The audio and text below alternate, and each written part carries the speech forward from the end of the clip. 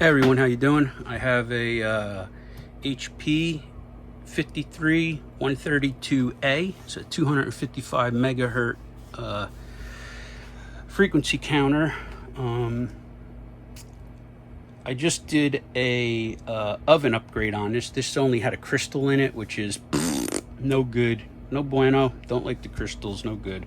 So we put an oven in. We put a good one in.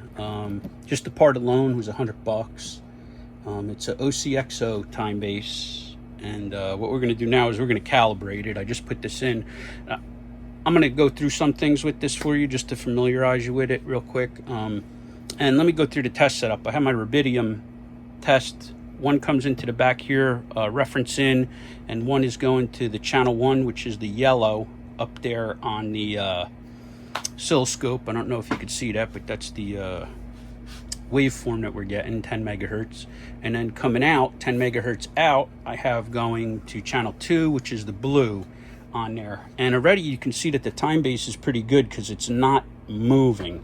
Right, so if we can just run it real quick again. Right, let's close this in a little.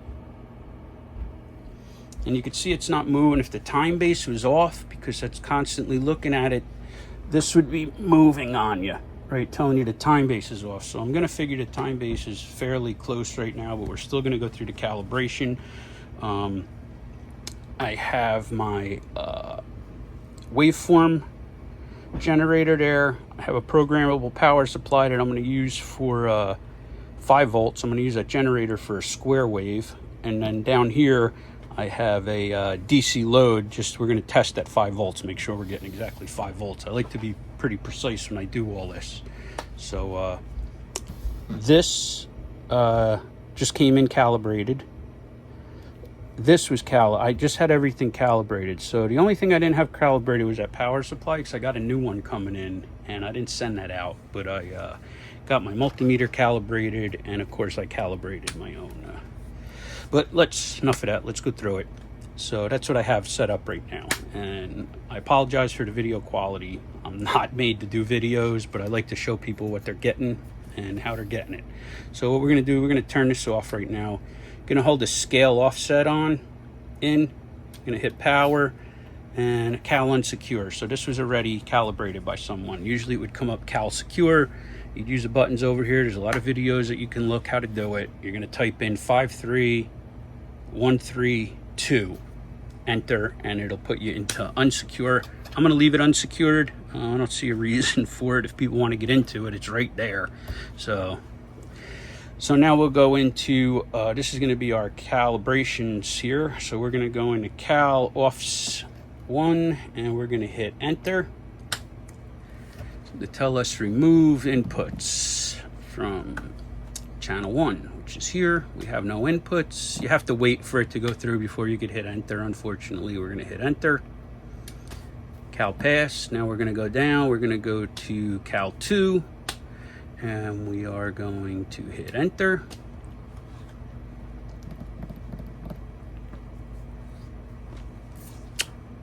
Channel 2, hit enter, and pass. Now we'll go to the gain. We're going to hit enter. It's going to tell you what to do. Supply 5 volts. All right, so let me bust out some stuff here. I thought maybe I would have some stuff ready, but I don't. Let's go here. Put this in here. We're going to go red, black here. And let's get some, we'll use channel 1.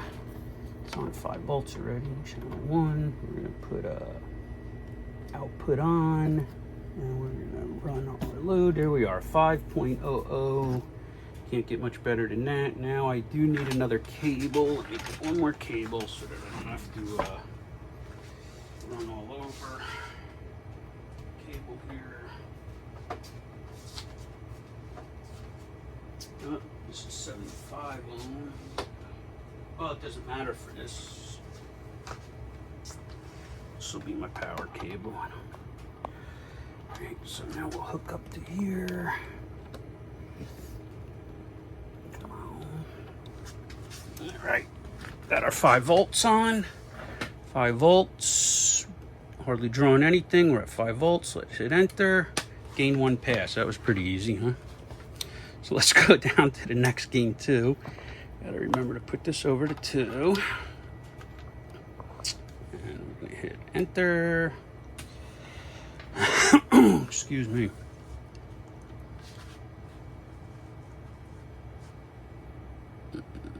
Enter. Calibration gain 2 pass, so we can take that off. Turn that output off on that. All right, now we're gonna go TI quick. I don't want to do that. Fine. Let's go to time base. All right, so now we're gonna hit enter on our time base. Supply 10 megahertz. So I have a 10 megahertz right. Where to go? I got so much stuff shooting around here. Here it is. Here's the 10 megahertz. Make sure you always got the right thing going in, right? Supply 10 megahertz. We got 10 megahertz. Hit enter. Now you see how that's moving up there? I don't know if you could see it. I'm gonna move you just so you could kind of see it. And that's the time base on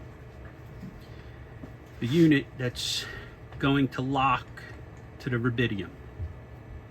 And it does take a while. Sorry about that.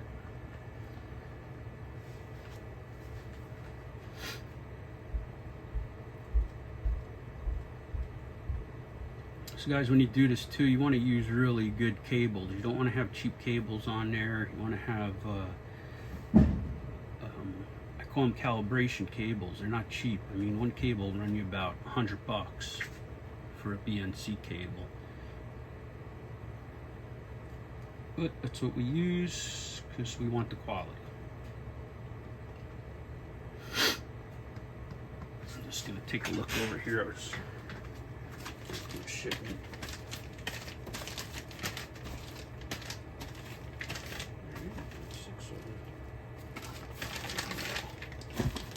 Good deal. So we should be locking on there soon. Come back down to here to calibration. Where am I? Squeeze you in. And back to calibrating there.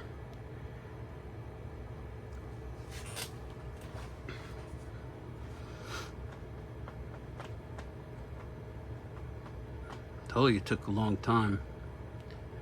I don't know how to play any music or sing for you, so shit out of luck. When you go grab a coffee right now. I don't smoke, but you can smoke your cigarette or have a beer if it's that time of day for you. Me, I just sit and watch. I can turn some of this stuff off that I'm done with, so I don't make any mistakes. Oh, there we go, we passed. So now we're gonna go back. We did the gain, TI quick we're gonna do, right? I'm gonna pull this off of there. And we are going to do, take this off of here. For now, we don't need this anymore, so we're gonna kill that. Disconnect this. And we'll disconnect this. I'm gonna use actually this cable here. And we're gonna come into, off here. This is going to be my square wave. I just want to get rid of this T on here because no use having it in there going open air, not good. Put this back on there. Actually, I can probably take this all off there. All right, TI quick, we're going to hit enter. It's going to tell you to supply a square wave. Oh, wait, no. Yep, square wave, 10 megahertz square wave. That's what I have up here, if you could see. 10 megahertz square wave, we're gonna hit enter.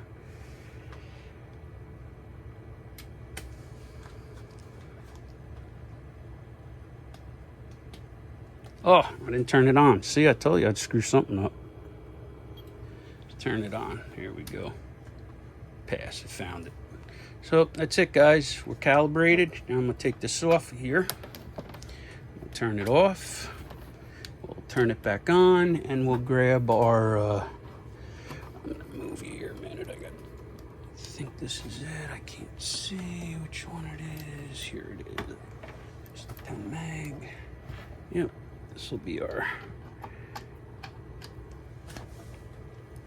It's 10 meg. You ain't getting much closer than that, huh? I mean, we could slow down our gate. So, for people that aren't familiar with a frequency counter, it's looking for it man, it's looking, right? It's giving you instant readings.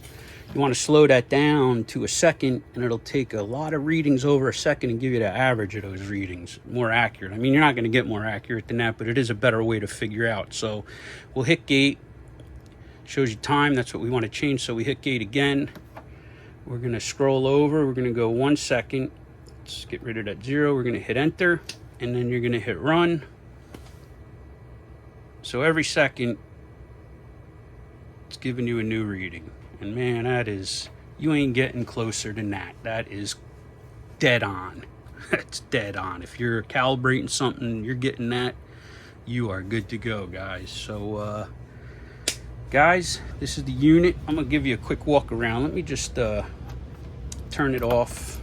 All right, I'm gonna turn it off, disconnect everything, show you the quality of the unit. I did put a calibration sticker on there for the 10th. I think today's the 10th. I can't remember, but that's the date I thought it was, so that was a date I put on there.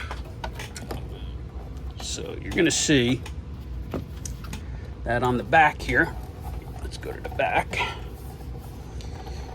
Usually there's two calibration sticker they put here, which kind of useless. You could pull this off if it's not stuck on all the way. So I put the tamper stickers on there so I know if anyone went into this. All right, you're gonna have external arm on this. Your reference in, that's gonna be your 10 megahertz. That you don't need it, but that's gonna be your 10 megahertz from your rubidium or your standard, whatever you're using.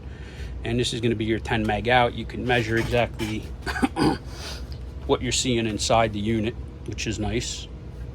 If you're going to use this, I believe these are all for printer options and stuff like this, and power up and hold, recalls, things like that. I've never used them on this unit, so I can't speak of it truly. You'd have to look it up.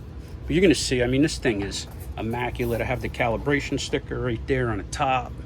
Even the handle looks like it was never really used. I mean, the feet, even the feet are clean. I did nothing to this unit. These feet are, there's no garbage on them. No, I mean, usually there's something on it. People sliding it back and forth. This thing is just immaculate.